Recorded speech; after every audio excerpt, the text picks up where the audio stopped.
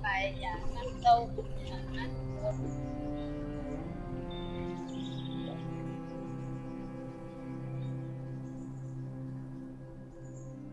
เป็นคนพิการและแม่เลี้ยงเดี่ยว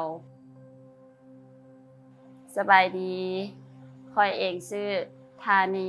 มาจากแขวงบ่อแก้วอายุ34 ปีหลายคนตอนนั้นมีความลำบากซับซ้อนวุ่นวายหลายเพราะว่าครอบครัวแตกแยกแล้วก็ทุกมือก็โซกเวียกก็บ่มีคนจะรับเฮานอกจากศูนย์ชนเผ่าที่ให้โอกาสเฮา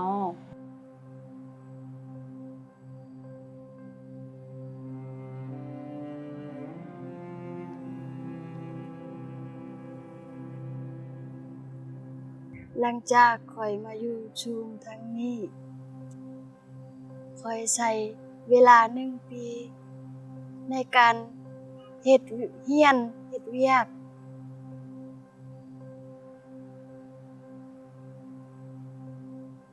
สบายดีน้องชื่อเยลลี่มาจากแขวงสารวันน้องเป็นพิการแต่กำเนิดเกิดมาเป็นเลย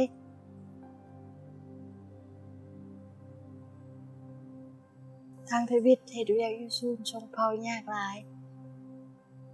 คอยตั้งใจชิงขาทุกมื้อเรียนหลายอย่างมีใส่ของมีหมากบ้านมีต่างหูมีกระเป๋ามีแชลผ้า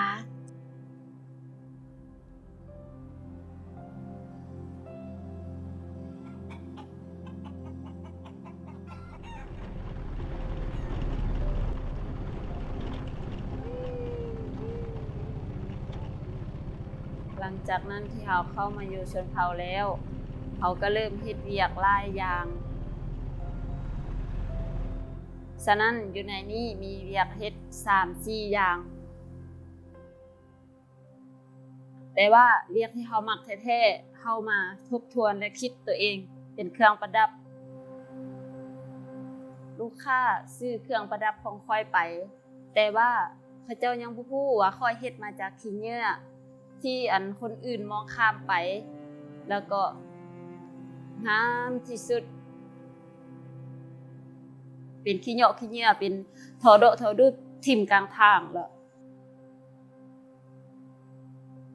ผู้เวียกนี้มันยากค่อยเลยเฮ็ดพยายามจึงจากกี้ก็เฮ็ดได้แล้วค่อยดีใจหลาย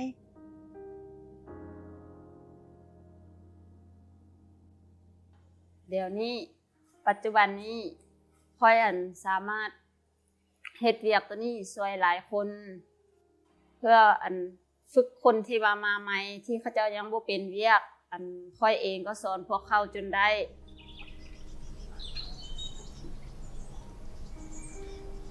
ศูนย์แห่งนี้มันเฮ็ดให้ข้อย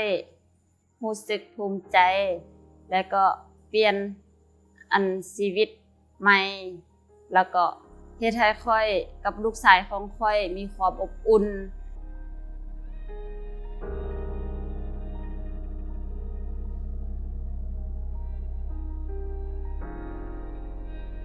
ค่อยรู้สึกดีใจหลายชื่นชมเผ่าคือครอบครัวของข้อย